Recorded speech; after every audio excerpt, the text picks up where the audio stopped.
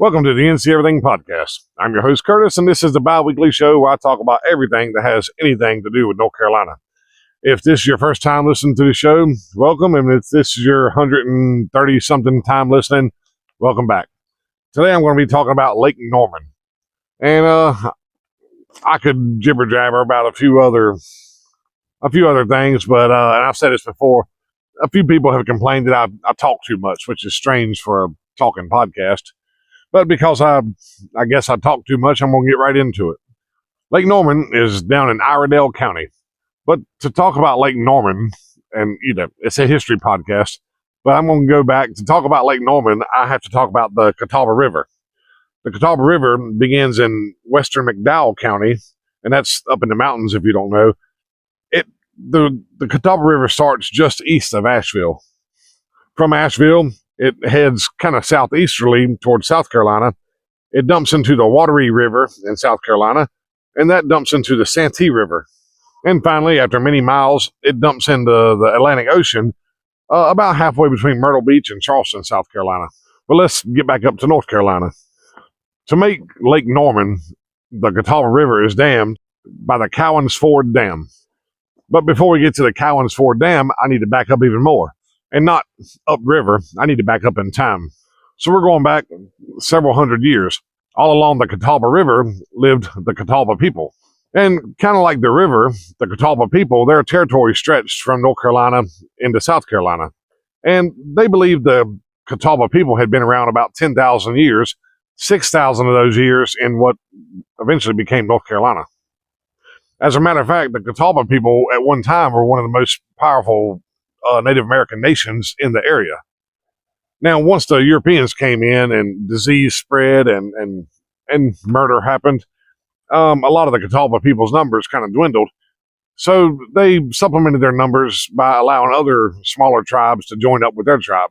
So like many other Native American tribes in the continental North America, the Catawba tribe ultimately, or toward the end, it ended up being a combination of many other tribes and cultures. And today, the Catawba tribe, one of the most powerful Native American nations in the history of the Carolinas, they're limited down to one little small reservation in Rock Hill, South Carolina. So that's kind of the history of the Catawba River and the people that lived along it. But again, we're talking about Lake Norman. And we're not there at Lake Norman yet. The spark that became the idea for Lake Norman, it hit, again, years before Lake Norman came to pass. So we'll go to the year 1890. There's an engineer who's working on the dam up there at Niagara Falls. And I'm not sure how this engineer knew anything about North Carolina or the Catawba River, but apparently, and according to my notes, according to research, he was the first one to have the idea of damming the Catawba River. And he wasn't just damming rivers because it was cool. I know when I was a kid, we had a pond on my property growing up, and there's, of course, a little stream that leaves the pond for drainage. And when I was probably 7 or 8 years old, my dad taught me how to dam this thing up. And, it would flood, 40, 50 feet behind my little dam. The stream wasn't about 4 feet wide. And after my dad taught me how to do that, probably for the next 10 years, during the summer, I'd get bored and I'd go down there and I'd build me a little dam out of bricks and mud, logs, or whatever I could find. And it would dam and it'd flood about 4 feet deep, and I'd swim in it. And, I'd look at my miniature little tiny reservoir I made. And then I'd play in there every day for a couple weeks, and I'd bust it out and watch all the water drain out, disaster time. And then I'd get bored and build another dam. But anyway, unlike me, this guy, he wasn't dreaming of dams just for fun. He was looking at power generation, or more specifically, hydroelectric power. So about 10 years after this engineer, and I guess I didn't put his name in my notes, or didn't name him in my research, but about 10 years after he had the idea of damming the Catawba River, this would be the year 1900, two guys, Walker Gill Wiley and Robert H. Wiley, they were probably kin, most likely they were kin, but I did not put that in my notes either. Anyway, the Wiley boys, they formed the Catawba Power Company. 4 years later, they meet two actual brothers. I know for a fact they're brothers. This was James and Benjamin Duke. Now, James and Benjamin Duke, they had formed the Southern Power Company, and the Southern Power Company was doing pretty good. So the Southern Power Company purchases the Catawba Power Company from the Wileys. Now, after the Southern Power Company purchases the Catawba Power Company, they change their name to Duke Power. You fast forward to modern days, and Duke Power would be called Duke Energy. Anyway, let's get on back to the early 1900s. The Duke boys, they had a plan. They wanted to kind of start dabbling in hydroelectric energy. Well, lo and behold, that engineer from Niagara Falls who had the idea of damming the Catawba River, he gets up with the Duke boys and kind of shares his idea with them. And so it's settled. The Duke boys decide they're going to sell electricity in the Catawba River region. But first, they need to make electricity. And there's no reason to make electricity unless you have a demand for electricity. And in order to have a demand for electricity, you got to have people who need electricity. And so, a long story I could have made shorter, they start investing in textile mills all along the Catawba River. And if you're from the South and you've been around a while, you may know that most textile mills are on or along rivers. That's as much as I know. I couldn't really tell you why that is, but they do need the water to run the textile mill, just like they need electricity. And so most textile mills are along rivers. There's a lot of them in this area. Well, a lot of former textile mills, they've been closed down now. Anyway, the Duke boys start investing in all these textile mills. These textile mills, they need electricity. And luckily for the textile mills, the Duke boys had it. They had started building dams all along the Catawba River. I have in my notes how many they built. I want to say 10. Oh, yeah, it's right here. They built 10 dams along the Catawba River. It said by 1928, the Catawba River was nicknamed the world's most electrified river. Now we'll fast forward again to 1957. The Duke boys want to build one last dam. And this dam, if they build it, it will form the Cowan's Ford Lake. So they're going to put a dam at Cowan's Ford and build Cowan's Ford Lake. So in 1959, the Statesville Kiwanis Club met with a guy named Bill Ward, who was a representative for Duke Energy. And essentially, Duke Energy had to convince the Kiwanis Club. I'm not sure why the Statesville Kiwanis Club had a part of it. Maybe, I don't know, they owned a lot of land. I'm not sure, but this guy, Bill Ward, had to convince them why it was a good idea to build another dam. But one thing is, a lot of their other dams they had built were steam-driven, which is to say that the steam actually generated the power. This one was going to be different. The turbines to generate the power weren't going to be powered by steam. It was going to be powered by the water itself. And I guess that was probably a still pretty new concept at the time. Again, 1959. Now, that, business is not always clean. Business is not always honest. They were kind of marketing this newer, cleaner, more efficient energy that would create so much power for everybody. Also, I don't know about secretly, but kind of subtly and behind the scenes, the mosquitoes are out here biting me. If you're watching on YouTube, you'll see me waving my papers around. Kind of secretly and behind the scenes, I guess, the Duke boys were actually selling homes in what would, if they got their lake they wanted, they were selling homes in what would eventually become lakeshore property. So there was no lake yet, but they knew just about where the lake would go, and so they were already kind of buying and selling future lakeshore property. Now, on top of the tricky real estate scheme, they were also buying homes, farms, and as much property they could where the potential lake was going to be. Because the thing about building a lake is, if there's people there, you got to get the people out. And it would be a whole lot easier if you already owned the land. And so they didn't buy all the lake bed property, but they were buying just as much as they could. And they were already banking on the lake coming. They started this before they got the approval to dam the river again. And they did get approval to build the lake, obviously. By the time they did get the approval, it said that they already owned 70% of the land that the lake would flood. And I think I read either in my notes somewhere that they ultimately purchased about 30,000 acres of land outside of what they already owned. After the lake was approved, they ended up I guess, purchasing or taking over another 30,000 acres. And there may be some remnants of farms and stuff under the lake, but Lake Norman was said to, well, that it was planned to be pretty shallow. And since it was going to be shallow, they had to tear homes down, cut down trees, and really clear out any kind of scrub and debris that might be just under the water once the lake came to pass. So the Federal Power Commission gave them the license to dam the river again in 1957. And construction began in 1959 after the governor of that time, Governor Hodges, did the honorary flipping of the first dynamite switch. So they started building the lake in 1959 and they finished it in 1962. And over the course of the next 2 years, 33,000 acres of land would be flooded by the lake, creating 750 miles of shoreline. Ultimately, Lake Norman was spread out into 4 different counties, and it would become the largest man-made freshwater lake in North Carolina. Now, as far as wow, the bugs are coming out. If you're watching on YouTube, I'm pretty sure that bug just flew in front of my camera.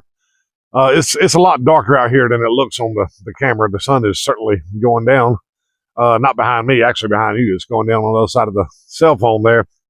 Anyway, as far as what's underneath the lake, there's a summer camp that had opened in 1938, the site of the Battle of Cowan's Ford. It said this is where General William Lee Davidson fought Lord Cornwallis in 1781. There were several original graveyards down there, old plantations, home sites, and old highways. And I didn't dig into a lot of these old highways. Every article I read kind of summed it up kind of quick. Also, it's kind of cool. It said in 2013, a firefighter using sonar actually found an airplane under the lake. And I couldn't find anything else about this airplane despite all my effort. Well, in 1965, Duke Power, they joined up with North Carolina to establish the 1,942-acre Lake Norman State Park. And it says that's on the north shore of Lake Norman. By the way, to my knowledge, I've never seen Lake Norman. I don't go to Charlotte all that much. Every time I mention Charlotte in this episode, I talk about how little I go down there. It's not because I have any problem with the place. I just don't have a lot of reason to go to Charlotte. But yeah, the state park is on the north shore of the lake. Now, I just want to step back. I don't really have a date, but I want to step back a little bit. Originally, the lake was going to be called Cowan's Ford Lake. It was actually changed to Lake Norman, as you probably guessed. And that's because they decided to name it after Norman Atwater Cook, or Cocky. It's C-O-C-K-E. But this Norman Atwater Cook, he was the former president of Duke Energy. And unfortunately, he was a Virginian. There's nothing we can do about that now. And it said that he actually started out as a lawyer for the Duke boys and then kind of worked his way up. Oh, I did have a date. It was in 1960 when they decided they were going to scrap the Cowan's Ford Lake name and go with Lake Norman instead. Now we're at modern day, and today Lake Norman is not unlike any other reservoir in North Carolina or probably anywhere. They have fishing and guided fishing tours, boat and jet ski rentals, paddleboard and windsurfing and equipment rentals. And I can tell you, my uncle was actually, I've not been to Lake Norman at all, I think, but my uncle has gone down to Lake Norman several times. He did some of the guiding fishing tours. He met a guy down there that really got him into striped bass fishing. And I never knew him to striped bass fish, but after he went on that guided fishing charter down to Lake Norman, he kind of caught the bug. And I think that's really what he does mostly now is striped bass. Anyway, Lake Norman State Park has 30 and a half miles of single track trail for mountain biking, and I'm assuming hiking too. My notes only say mountain biking, but I don't think there's a rule that says you can't walk on the trails too. There's a bunch of campsites for the swim area, a sightseeing.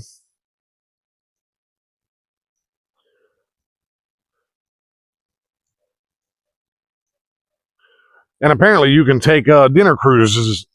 And apparently you can take dinner cruises out on Lake Norman.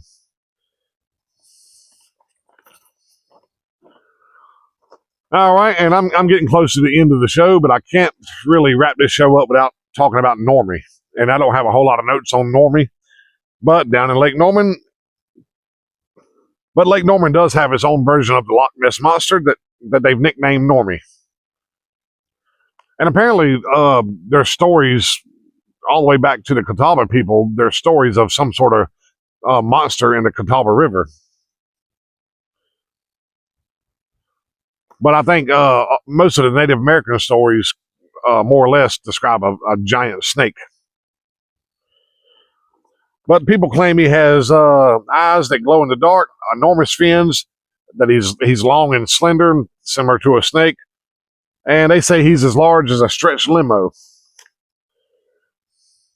And apparently the dinner cruises, as well as sightseeing tours around the lake, take you out there to try to spot Normie. And as far as theories go, every lake has a theory of catfish that can swallow a car.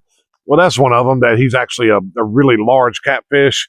It said he could be a large bowfin. I had looked it up, and a bowfin, kind of like a sturgeon, is a really long fish, long and slender. I guess most fish are long and slender. Some people say it's an alligator, even though alligators don't typically get long as a stretched limousine. I think there's probably some rare cases. A hellbender salamander was one of the theories. And if you don't know anything about a hellbender salamander, it is a giant salamander. I mean, they're like 3 feet long. It looks like something from Pokemon. But again, 3 or 4 feet, I think maybe 3 feet, that's the limit to how big they can get. I would love to see one in real life. I've not. But I don't think you can mistake a hellbender salamander for a giant monster. And then I mentioned the sturgeon. Apparently, when a sturgeon, I didn't know this till I'd done the research, but when sturgeons spawn, you'll have, I guess, one of the female sturgeons in the heat or whatever it is for fish. And a lot of the males will literally follow the female in a line. And sturgeon, I mean, I've read they can get up to 12 feet long themselves. So you imagine, we'll say average 6-7 foot fish, and there's 10 or 12 of them following. I can see it looking like a giant serpent in the water. But to my knowledge, nobody really knows what it is. Maybe it's just a fun story. Again, I think we like to scare ourselves, so it's fun to get out and imagine some monster under the water. When I was a kid, I was terrified of the actual Loch Ness Monster, which doesn't make any sense since that's on the other side of the Atlantic Ocean. But anyway, that's all I have on Lake Norman. It's getting dark. I'm guessing you can probably still see me okay. But that's all I have on Lake Norman. I hope you enjoyed the show. If you did enjoy the show, don't forget to like, rate, review, subscribe. I think I messed that up. Rate, review, subscribe. Leave a comment if you like the show. If you have some kind of critique, complaint, or you want to say good job or say hello, definitely leave me a comment. I love reading my comments. If you want more NC Everything content, check out the Facebook group. I'll have a link for it in the description below. And if you want even more NC Everything, I do a show with my wife called Tasting NC, where we taste everything that has anything to do with North Carolina. If I remember, I'll put a link for that YouTube channel in there. My contact, if you do want to leave a comment, is thenceverythingpodcast at gmail.com. I think that's just about everything. I say this just about every episode, but if you're interested in the YouTube and you're only listening on a podcast player right now, there will be a link for the YouTube channel in the description. And if you're tired of seeing my face, seeing me swat mosquitoes out here, you can find me on most podcast players. Anyway, that's the end of this episode. Thank you for listening. I'll talk to you in a couple weeks.